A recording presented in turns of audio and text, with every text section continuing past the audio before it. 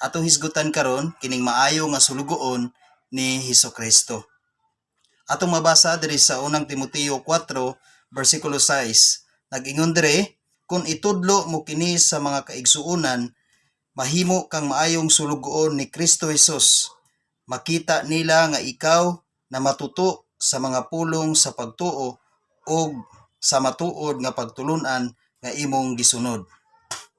Igsoon aron mahimo kang maayong sulugoon sa Ginoo, aron mahimo kang maayong sulugoon ni Kristo. Igsoon isangyaw ang iyang pulong, isangyaw ang iyang pagkabalaan, ipakita sa tanan ang iyang pagkagamhanan, ipakita sa tanan ang iyang pagka-Dios, ipakita sa imong kaugalingon nga ang Dios naglihok kanimo.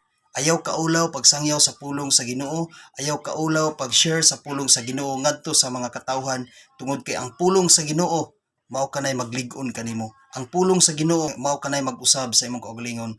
Maong igsuon kung unsa man ang imong nakat-unan sa pulong sa Ginoo, ayaw kaulaw sa pagsangyaw sa pulong sa Ginoo aron makita nila nga ikaw na matuto pinaagi sa pulong sa Dios ug ang gahom sa Dios naglihok kanimo. Pero igsuon, kung ikaw na matuto na sa pulong sa Ginoo, kung ang Dios naglihok na sa imong kaugalingon, kung ang Dios naghari na sa imong kaugalingon, nag-ingon sa verse 7, Timothy 4 verse 7, nag-ingon diri, apan likayi ang mga hinimo-himong sugilanon nga dili angay isugilon, hinunua, bansaya ang imong kaugalingon sa kinabuhing Diosnon. Igsuon ko ikaw na matuto na sa Kristohanong paagi, sa Kristohanong pagkinabuhi, nag-ingon diri, nga likayi ang sugilanon nga dili angay isugilon. Igsoon nag-ingon diri nga likayi ang sugilanon nga dili angay isugilon. Unsa man kining mga sugilanon nga dili angay isugilon? Ang mga sugilanon nga mga tawhanon. Mao kana ang dili nimo angay isugilon.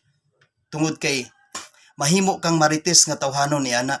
Ang gusto ni Lord nga mahimo kang marites sa pagka-Diosnon.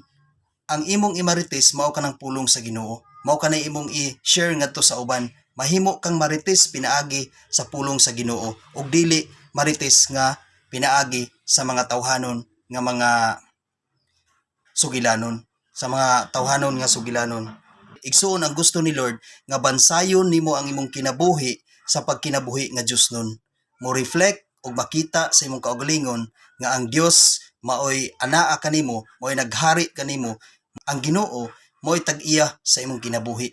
Mo reflect sa imong kaugalingon ang imong pagka-Diosnon, pinaagi sa imong pagsangyaw sa pulong sa Ginoo o pinaagi diha sa imong pagbuhat nga mo reflect nga ikaw usa ka Diosnon. Hinaut igsuon nga magkinabuhi kita nga maayong sulugoon sa Dios nining kalibutana tungod kay ang Dios balaan ug hinaot nga kita mahimo usab nga balaan. God bless sa tanan.